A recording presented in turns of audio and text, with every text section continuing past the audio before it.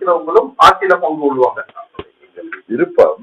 அப்ப அவரு தனிப்பெரும்பான்மையோட பட்டுட்டு நாங்களே இருக்கோம்னு சொன்னா அதை போய் சண்டை போட முடியாது, கூடாது இல்ல. நம்மளுடைய நோக்கம் அது இல்ல. திமுக வீழ்த்துறது என்னோட ஆசையை சொல்றேன். என்னுடைய முதல் குறிக்கோள் என்னை சேர்ந்தவர்கள், எனக்காக உழைப்பவர்கள், என்னோடு எத்தனை அழுத்தங்களை தாண்டி இன்றைக்கு பயணித்துக் கொண்டிருப்பது தகுதியானவர்களை நான் அவர்களை சட்டமன்றத்துக்கு அனுப்ப வேண்டும். வாய்ப்பு இருந்தால் அவர்களை அமைச்சராக்க வேண்டும் என்பதுதான் எனது ஆசை.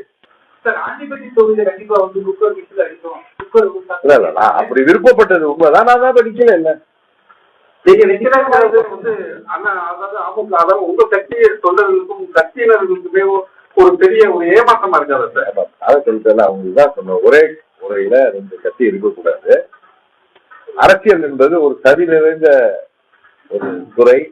இங்க ஆட்சி அதிகாரம் எல்லாம் வர்றப்ப யாரோ நமக்கு எல்லாம் இடையில பிரச்சனைகளை உருவாக்குறாங்க. அந்த பிரச்சனை நமக்கு நமது அதிமுகவுக்கும் வர விடுவதை முறையிலேயே கிள்ள வேண்டும் என்பதற்காக தான் நான்